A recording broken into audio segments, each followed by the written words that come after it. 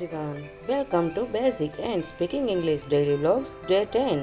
દોસ્તો, નાઉન એટલે કે નામ. નાઉનના વિવિધ 5 પ્રકારો છે: proper noun, common noun, collective noun, material noun અને એબ્સ્ટ્રેક્ટ નાઉન. કોઈ વ્યક્તિ, વસ્તુ કે સ્થળની ચોક્કસ ઓળખ માટે જે નામનો ઉપયોગ થાય છે તેને પ્રોપર નાઉન કહે છે. For example, Yamuna, Diya, Vineet, Keshav, India, etcetera. Proper નાઉનનો પ્રથમ અક્ષર કેપિટલ લખાય છે.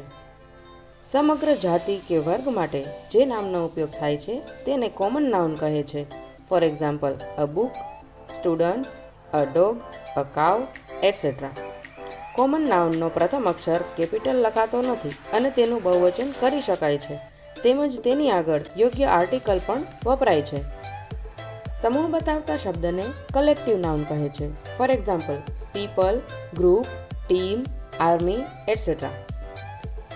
પદાર્થવાચક નામ એટલે કે જેને ગણી ન શકાય તેવી વસ્તુઓના નામને મટીરિયલ નાઉન કહે છે. For example, milk, oil, water, rice, wheat, etcetera. લાગણી કે મનના ભાવ દર્શાવતા શબ્દને એબ્સ્ટ્રેક્ટ નાઉન કહે છે. For example, love, fear, anger, kindness, happiness, etcetera. આજના બ્લોગમાં બસ આટલું જ. ફરી મળીશું કાલે નવા બ્લોગમાં. ત્યાં સુધી પ્રેક્ટિસ કરતા રહો. લાઇક, શેર, સબસ્ક્રાઈબ કરતા રહો. Thank you.